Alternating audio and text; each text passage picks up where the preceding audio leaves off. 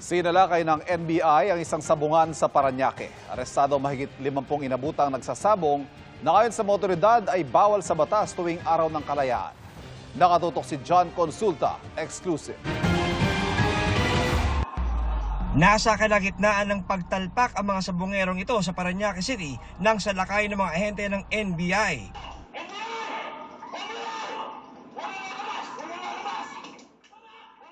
Huli sa akto ang mga nasa loob habang nasa gitna ng sabong. Siguro po, pang-aksidente pa kayo eh. Sinubukan pa ng isang ito na tumakas pero sa huli ay inaresto pa rin. Ayon sa NBI Special Task Group, mahigpit na pinagbabawal ng batas ang sabong kada June 12 o araw ng kalayaan. Na nakalagay pa doon mismo sa kanilang advertisement na 80 quality fights at nag-iimbita ng mga sasali at mga mamumusta doon sa pasabong. Meron pong Presidential Decree number 449 kung saan itinalaga yung mga araw kung kailan bawal po yung sabong. This is a brazen disregard of law. 55 tao ang arestado na inabutan sa loob ng sabungan. Kumpiskado rin ang kanilang mga equipment na ginamit sa sabong. Yung mga nahuli po natin dito, yung general manager, yung mga nag-ooperate, mga cashier, at mga ilan po na mananaya. Ito ay mensahe natin sa ating mga kababayan na huwag tayong lumabag sa anumang batas at sapagkat kung anumang pong paglabag ay aming pong tutugusin. Wala pang pahayag ang mga inaresto na naharap sa patong-patong na reklamo. John Consulta, nakatutok, 24 oras.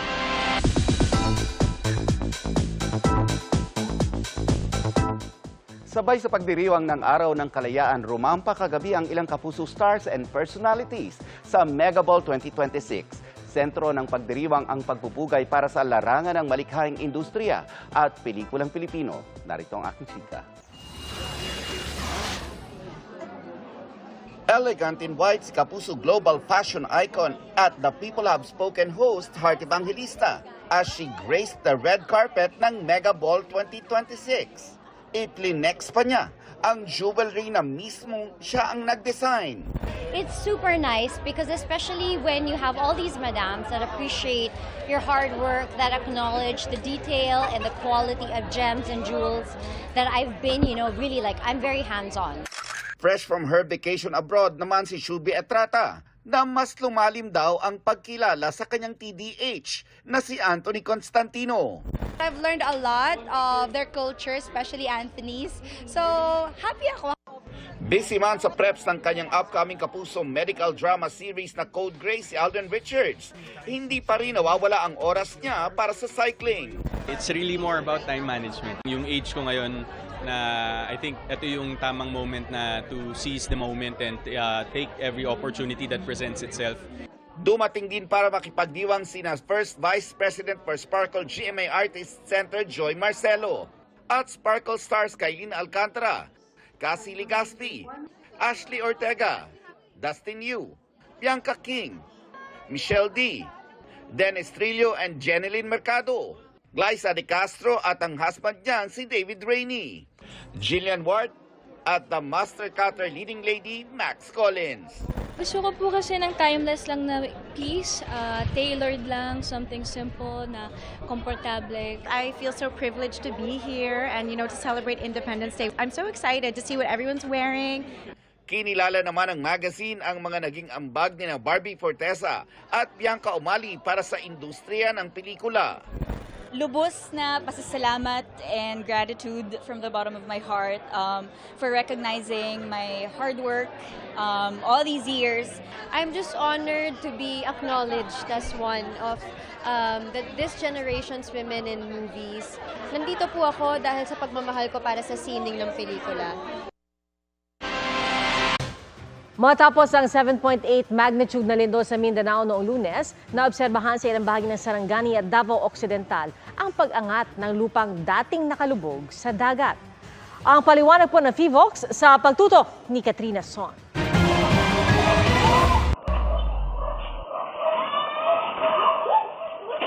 Sunod-sunod pa rin ang mga aftershock sa Mindanao, gaya ng magnitude 5.3 na pagyanig kaninang umaga,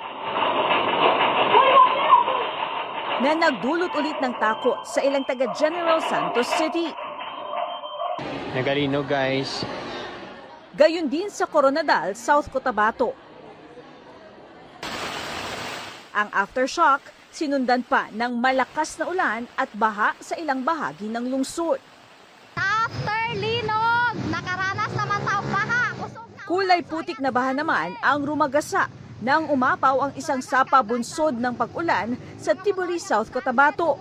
Kasabay nito, puspusan ang paghahanap sa isang lalaking mag-uuling na pinaniniwalaang natabunan ng lupa kasunod ng lindol noong Lunes. 61 na ang kinitil ng lindol nitong Lunes, ayon sa Office of Civil Defense. 33 pa ang nawawala. Patuloy ang paghahatid ng tulong sa mga nilindol na lugar. Nag-inspeksyon naman si DSWD Secretary Rex Gatchalian sa Malita, Davao Occidental kung saan nakaimbak at pinoproseso ang relief packs. Nakipagpulong din siya sa mga lokal na opisyal. Food-wise, they're okay. Bagamat merong mga isolated reports na hindi pa naabot, but those naaabot na dahan-dahan kasi the roads are clearing up already. Pinamamadali na rin ang pagproseso ng mga listahan ng napinsala ang tahanan para maumpisahan na ang emergency cash transfer. Buhay rin ang bayanihan. Ang ilang college students sa Jensan dumayo sa barangay Kablalan sa Glan Sarangani para mamahagi ng pagkain. Inoobserbahan naman ng FIVOLCS ang mga natuklasan nilang co-seismic shift o pag-angat ng lupa matapos ang lindol noong Lunes. Sa baybayin ng barangay Pangyan, Glan Sarangani, ang dating lubog sa tubig na lalakaran nila. Kita ang dating coral reef. May ganyan ding nangyari sa Jose Abad Santos, Davao Occidental. May posibilidad pa rin na baka may mga iba pang area no kapag napunta na ng mga field personnel natin yung ibang area. So pwedeng madagdagan pa yung area na nagkaroon ng coastal uplift. Katrina Son, Nakatutok, 24 oras. Lumabas sa Facebook page ng New Zealand-based lawyer na si Tudor Clee ang pahayag ng asawa ni Ateneo Blue Eagles head coach Tab Baldwin na si Effie. Si Clee ang nagpakilala abogado ni Effie. Ang sabi ni Effie sa video, nagbabala siya sa Ateneo de Manila University na hindi anya ligtas sa mga bata sa paligid ng kanyang mister. Inimok daw niya ang universidad na alisin sa kanilang campus si Baldwin. Pero sabi ni Effie, sinubukan anya siyang patahimikin ng Ateneo. Legally married pa rin daw sila pero iniwan niya si Baldwin noong 2020. Nagsalita raw siya para tiyaking hindi may uugnay ang kanyang pamilya kay Baldwin. I repeatedly told the Ateneo University that children are not safe around him and it was their duty to remove him. I urged them to move him away from the campus, the university campus, and they proceeded to launch a campaign of intimidation and silencing. Nakausap ng GMA News ang abogadong si Clee mula sa New Zealand. Kinumpirma niyang kasal pa rin daw sina Baldwin at si Effie. Sa isa namang post sa X, nagbigay ng saloobin ang pinakilalang stepdaughter ni Baldwin na si Giota Calogiru. Sa pakikipag-usap ng GMA News kay Clee, kinumpirma niyang si Giota ay isa sa 4 na anak ni Effie mula sa nauna nitong asawa. Hindi niya nagkaanak sina Coach Tab at si Effie. Si Tudor Clee ay nakumpirma ng GMA News na barrister at solicitor sa New Zealand. Sinusubukan kunin ng GMA News ang panig ni Coach Tab at ng Ateneo. Bukas po ang GMA News sa kanilang panig.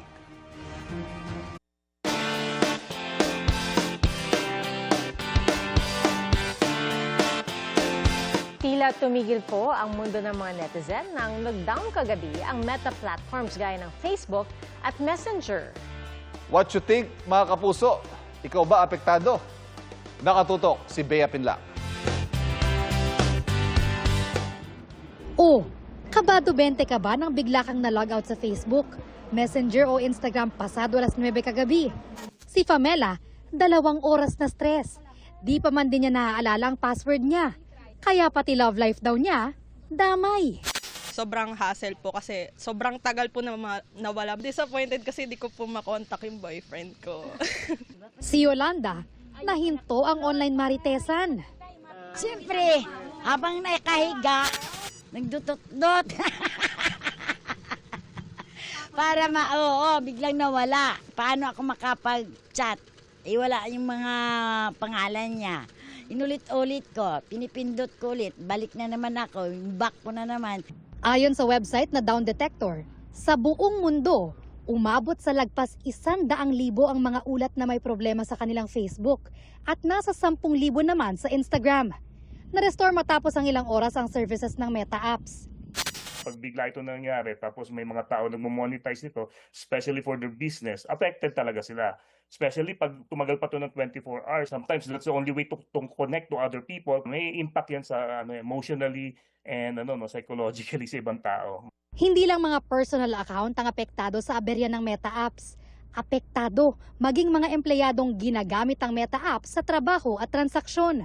Delay sa mga clients. Kaya yung mga workload namin sa prod ngayon is tumataas ang tumataas. Kailangan namin mag-time in, time out sa GC namin. Tapos di po ako nakapag-time. Yung parang nakapag-time in sa GC namin kasi importante po sa amin. May economic loss din sa kanila yan. Sigurado. Kasi especially kung malaking damage sa network nila, malaki gastos nila for that. Wala pang pahayag ang Meta sa dahilan ng panibagong outage. Kaya kung magkaaberya ulit ang mga app nito, ang mainam daw gawin, chill lang muna, wag magpapanik. May different social media pa naman. Marami pa pong options for that. Ay di wala na. Mag-ano na lang ako dyan sa likod. Upo-upo na lang. Magtingin-tingin lang. Muni-muni. Bea Pinlac, Nakatutok, 24 Oras.